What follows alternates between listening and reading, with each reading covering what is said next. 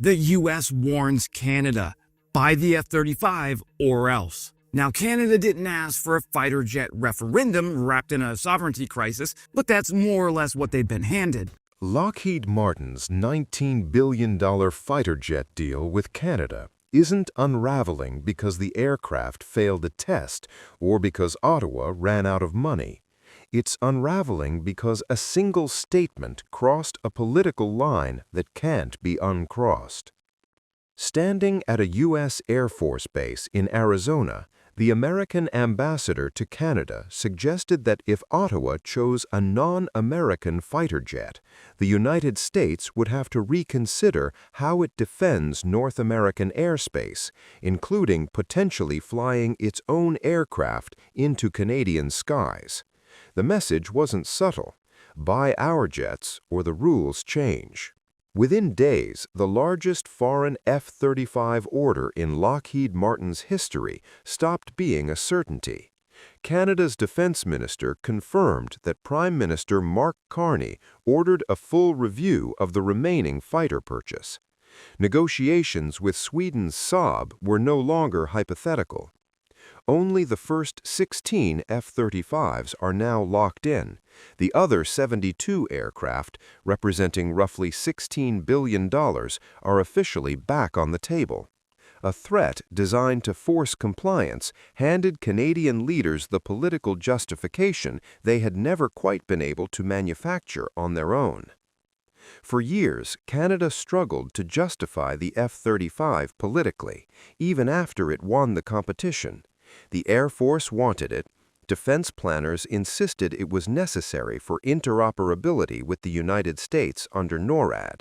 The contract was signed in 2023 after 2 decades of debate, reversals, and studies.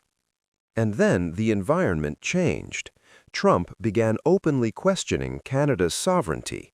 Trade tariffs followed. Rhetoric escalated.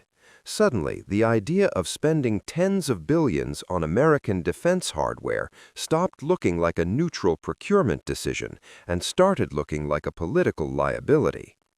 When the ambassador linked Canada's aircraft choice to continental defense arrangements, that shift became irreversible. Ottawa's response was restrained but decisive. The government confirmed that deposits paid for the first 16 F-35s would stand.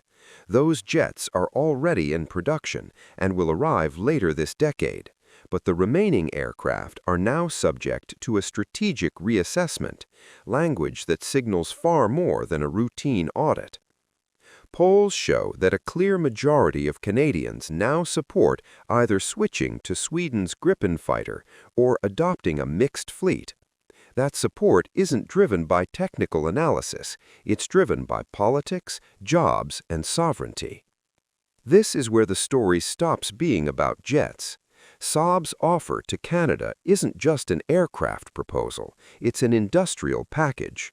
Assembly lines in Canada, technology transfer, thousands of domestic aerospace jobs, long-term maintenance and support handled by Canadian workers in Canadian facilities.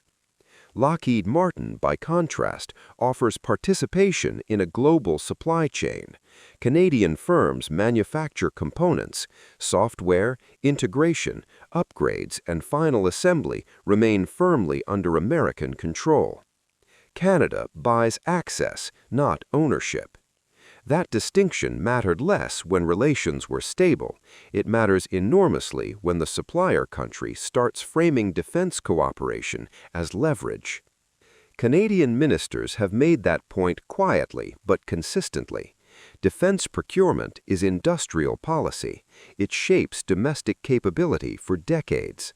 Once a country builds an aircraft, it retains the knowledge, the workforce, and the leverage that comes with it.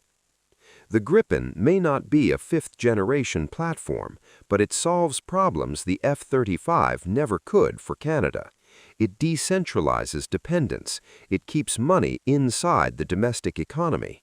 It creates a manufacturing base that can be expanded, upgraded, and repurposed long after the initial contract is fulfilled. This is why the ambassador's comments backfired so dramatically. They reframed the debate from capability to autonomy. Military experts continue to argue that the F-35 provides unmatched stealth and sensor fusion. Politicians are now asking a different question. What is the value of advanced capability if the supplier uses it as leverage during political disputes? Carney ran on reducing Canada's vulnerability to American pressure, trade diversification, energy exports beyond the U.S. market, independent infrastructure.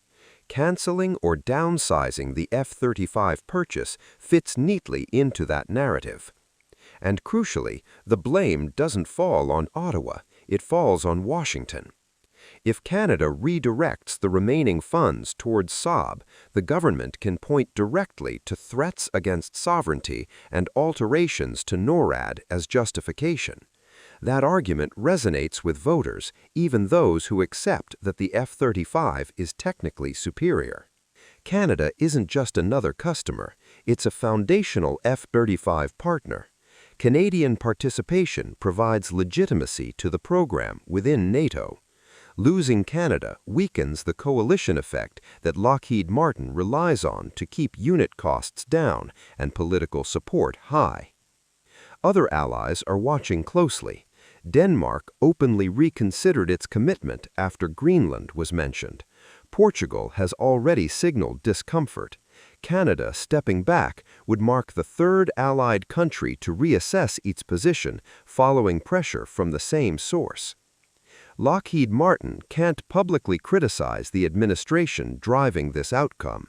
Its business model depends almost entirely on U.S. government contracts. Instead, it issues carefully worded statements about partnership, while its most valuable export deal quietly deteriorates. The lesson for the American defense industry is uncomfortable. The United States cannot defend the continent without Canadian cooperation. Russian aircraft approaching North America cross Canadian airspace first. Intercepts require coordination regardless of what platform Canada flies. Whether Canadian fighters carry an American logo or a Swedish one doesn't change that reality, which makes the threat look less like a security assessment and more like a commercial pressure tactic. Canadian analysts recognize this immediately. Former officials downplayed the remarks as unscripted, but the damage was already done. Once sovereignty is mentioned, the debate changes character. Technical arguments lose ground to political instincts. Saab benefits enormously from that shift. The Gripen doesn't need to outperform the F-35 in every category. It only needs to be good enough and politically safer. And for Canada, the timing aligns with a broader strategy already underway. Agricultural exports to China, energy routes to Asia, infrastructure that bypasses U.S. choke points. Defense procurement is simply the next domain to be diversified. If Canada builds fighter jets domestically, that capability doesn't disappear when one contract ends. It compounds. Upgrades happen locally. Maintenance expertise accumulates. Future negotiations begin from a position of strength.